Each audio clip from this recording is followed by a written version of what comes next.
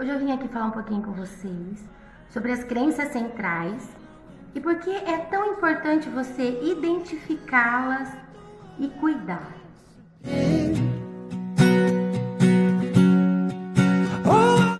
A maneira com que as pessoas significativas, como os seus cuidadores, os seus pais, os seus amigos, colegas de escola, a sua família, como essas pessoas te tratavam lá na infância, influencia diretamente na forma com que você age hoje, na forma com que você pensa hoje.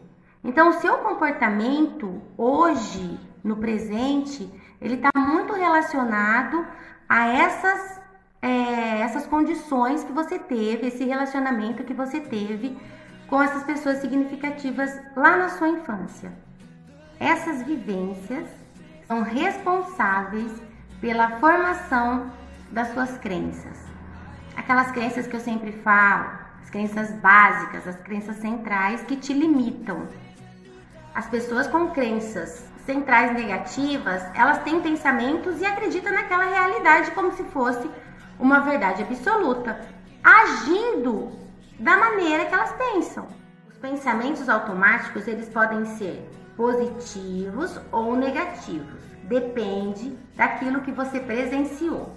Geralmente, os nossos pensamentos automáticos, eles aparecem depois de um gatilho. Eles vêm porque nós vimos alguma coisa, nós ouvimos alguma coisa que fez com que a gente voltasse lá no passado, nas nossas crenças, e traz ali tristeza, angústia. Isso tem que ser tratado.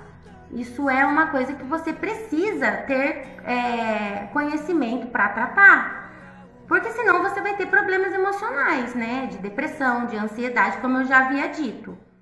As crenças centrais, elas podem ser divididas em desamparo, que é um sentimento relacionado à incompetência. Por exemplo, eu sou incapaz, eu sou inadequado, eu sou fraco, eu sou inferior, eu sou fracassado, sou vulnerável, etc. Um monte de coisas aí que você vai vendo que você está relacionada a essa crença de desamparo, que você viu aí na sua infância e está agora relacionando quando você vai enfrentar alguma situação hoje, tá? A crença de desvalor, o sentimento de não ter valor. Sou sem valor, sou inaceitável, eu sou derrotado, eu não mereço viver. E por último, tem a crença de desamor, que é o sentimento de ser rejeitado. Eu sou indesejável, eu sou feio, eu sou diferente, eu sou abandonado, eu não sou amado, eu não sou bom o suficiente para ser amado, e assim vai. E você sabe que essas crenças fazem com que a gente se coloque no lugar de vítima. Porque se colocando no lugar de vítima, a pessoa tem mais atenção. E por isso que nós temos que conhecer o que nós somos. Será que isso tudo aí é real? Será que você não está pensando de uma maneira naquilo que você teve base lá na sua infância, com os seus pais, com aquelas pessoas que foram significativas para você? Eu atendo muito adolescente, muito jovens, né? E eu vejo assim, que os adolescentes que sofreram muito bullying na escola, eles têm uma crença central de desamor muito grande. Eles não se amam por acreditar que tudo aquilo que eles ouviram na adolescência, na escola, é verdade. Tem um medo de ser abandonado tão grande que isso faz com que eles não consigam falar não. Isso não é só com adolescente não, isso ocorre com adulto também. Muitos adultos não conseguem falar não. Muitos adultos não pensam em si próprio, mas pensa no outro, faz tudo para o outro para não ser abandonado. Esse medo de ser abandonado, esse medo de não ser amado, então isso faz com que a pessoa se anule e seja mais o que o outro quer. Nós não podemos ficar com essas crenças e não ser tratadas, tá? Eu vou explicar para vocês de uma forma mais fácil para que você entenda o que acontece com a gente durante a nossa vida. Vamos lá. Imagine que você nasceu um papel em branco, tá? O papel aqui faz barulho, né? Você não tem consciência ainda do sofrimento. Quem que escreve em você nessa situação? As pessoas significativas da sua vida. Ou seja, seus pais, a sua família. Sim, vem as marcas. As primeiras marcas, né? A gente não sabe com quem, como que foi aí na sua vivência. Mas as frustrações vêm através de pessoas significativas que eu expliquei. Pode ser um namoradinho, uma namoradinha, né? Veio aí então o sofrimento. Nós aprendemos com os nossos sofrimentos, com os nossos erros. Mas olha como você ficou todo marcado. Depois, na nossa vivência, continua as frustrações. Tem coisa boa, mas também tem coisa ruim. E isso vai marcando, você vai de novo sofrendo. E isso tudo que nós passamos vai ser mandado para o nosso inconsciente. O nosso inconsciente, ele não consegue separar as coisas verdadeiras das coisas que são mentira. O inconsciente nosso, ele tem coisa boa e coisa ruim. Nós, humanos, nós tendemos a regar as coisas ruins. E o que acontece, gente, com esse papel cheio de marcas que hoje nós somos? Nós vamos fazer com as marcas do nosso inconsciente, com as marcas que às vezes aparecem como flashback quando nós temos que enfrentar alguma situação. Continuar obedecendo aquilo que a gente acredita ser, porque nós fomos marcados pelas frustrações. Tá certo que nós aprendemos com elas, mas as marcas ficaram. Nós temos que cuidar disso. Se passar um ferro quente, será que esse papel vai ficar liso novamente? Vai fazer barulho novamente? E como psicóloga cognitivo-comportamental, eu acredito muito na mudança de comportamento. Eu acredito sim que as marcas nos ensinam, mas nós não precisamos ficar com elas todas as vezes que a gente vai enfrentar algum problema, porque senão você vai ter crises existenciais constantemente. Constantemente, você vai ser instável, você vai ter você não vai ter uma constância de humor. Eu sugiro que você aceite o seu passado, aceite essas marcas que você tem, que deixaram em você, mas você tem que tratá-las, tá?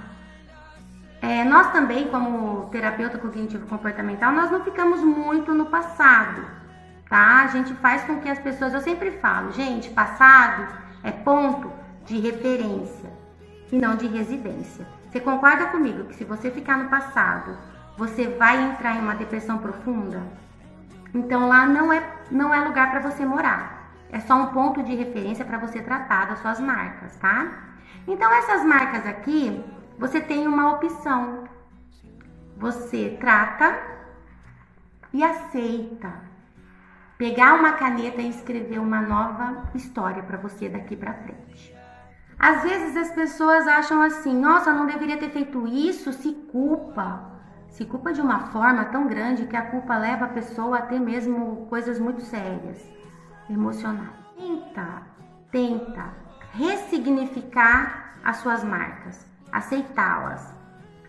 Não dá para voltar para o passado e fazer tudo diferente. Não dá. Porque escreveram em você. Agora você pode sim, com a terapia, escrever a sua história. Pegar a caneta, pegar uma folha, porque essa aqui é você, tá? E escrever uma nova história daqui pra frente. Assim que você assume um compromisso em terapia, você começa a escrever a sua vida daqui pra frente. Ir no psicólogo tem que chorar. Eu não acredito nisso. Sim, chora. Por quê? Porque eu puxo o gatilho. A primeira sessão minha eu puxo o gatilho. Olha, você vai lembrar lá do passado, vamos ver o que está acontecendo lá, quais são as crenças. Identificou a crença, vamos cuidar dessas crenças. Depois, a partir da identificação da crença, a pessoa começa a cuidar dos pensamentos, das crenças e ela não chora mais. Isso para mim é um sinal muito bom. É um sinal assim de que Pô, a pessoa tá conseguindo ser o próprio terapeuta. Existem os gatilhos mentais. A terapeuta, quando ela toca no assunto, né, do passado, é normal com que a gente lembre, se aquele passado foi péssimo, aquele histórico de vida foi horrível, a pessoa vai chorar. A pessoa vai ficar lá em prantos chorando. Só que você concorda comigo que vai se desabafar, vai chorar mais uma vez, vai sofrer, mas se essa pessoa não tomar a decisão de escrever a sua história daqui pra frente, ela vai ficar no sofrimento? Ou você enfrenta o seu passado, as suas marcas e ressignifica isso e começa um outro ciclo da sua vida,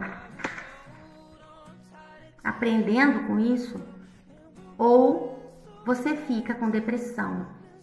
Enfim, você que se identificou com tudo isso que eu falei, né, que isso é uma coisa normal do humano e nós às vezes não conseguimos elaborar tudo isso na nossa vida e precisamos da terapia. Você que tá aí assim, nossa, eu sou desse jeito mesmo, eu preciso de ajuda. Então procura um terapeuta. Procura um terapeuta porque você vai ter ferramenta para elaborar tudo isso que você passou. E o terapeuta, ele vai com você, ele vai te ajudar nessa mudança. Ele vai ajudar você na mudança do sistema de crenças distorcidas, tá? E aí você vai passar a não sofrer tanto. Você vai começar a ter uma vida diferente. Você vai ter uma visão real do que está acontecendo. Você vai ter outra visão dos outros. Você vai ter uma visão diferente do mundo. Você vai ter você vai conseguir fazer uma reestruturação cognitiva. E isso é muito importante. Eu vou falar depois, mais pra frente, dessa reestruturação cognitiva, que é igual esse ressignificar, né, que é falado aí em outras áreas da psicologia.